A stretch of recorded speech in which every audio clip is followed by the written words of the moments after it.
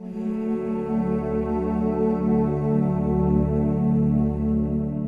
think that this is a time in history where it's not enough to know. I think this is a time in history to know how.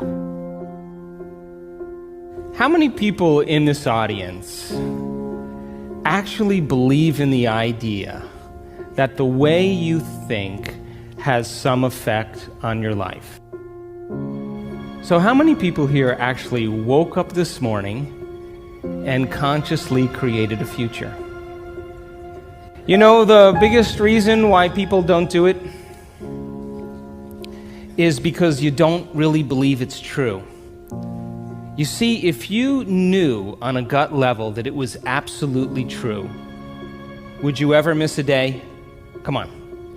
And would you ever let any thought slip by your awareness that you didn't want to experience? So if you believe this, then does your environment control your thinking, or does your thinking control your environment?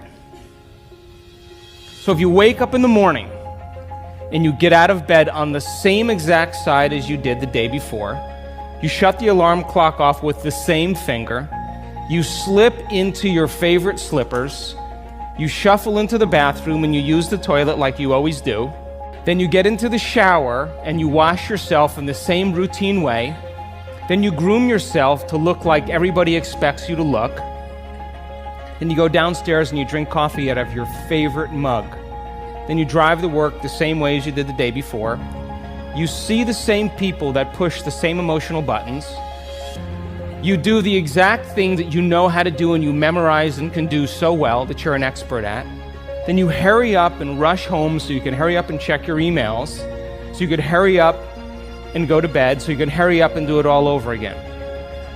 Now, here's my question. Did your brain change at all that day?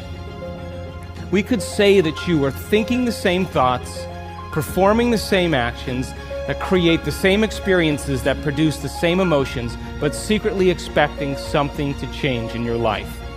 As you see the same people and go to the same places and do the same things at the same time, it's the external environment that's turning on different circuits in your brain, causing you to think equal to everything that you know.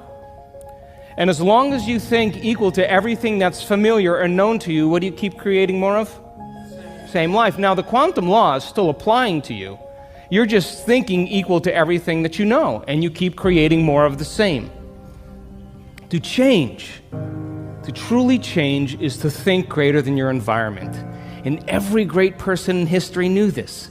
Whether it was William Wallace or Mahatma Gandhi or Martin Luther King or Queen Elizabeth I or Joan of Arc, they all had a vision. They all had an idea. Couldn't see it, couldn't smell it, couldn't taste it, couldn't feel it, but it was alive in their mind. It was so alive in their mind that they began to live as if that reality was actually happening now.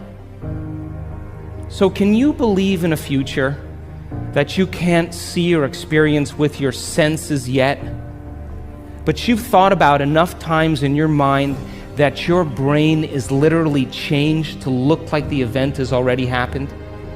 Neuroscience says it's absolutely possible.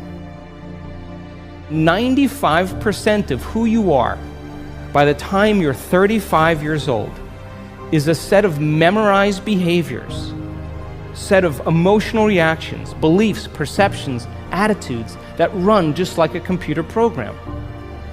So 5% of your conscious mind begins to work against 95% of what you've memorized. So the person wants to think positively, but they're feeling negatively. They want to create their dream board, and put up their future life, but they feel unworthy. That's mind and body in opposition. We have to recondition the body to a new mind. To change your mind, then, is to make the brain work in new sequences and new patterns and new combinations, to begin to make the brain work differently. And the one ingredient that allows us to do that is knowledge or information.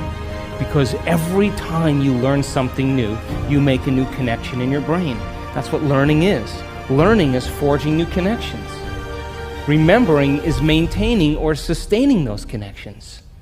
Write down the choices you have to stop making. Look at the things you have to stop doing. You complain? Do you make excuses? Do you blame other people? What do you do? List those things and be really honest with yourself. What experiences do you have to stay away from certain people at certain times and places? Stay away from them so that you are not in the environment that triggers it.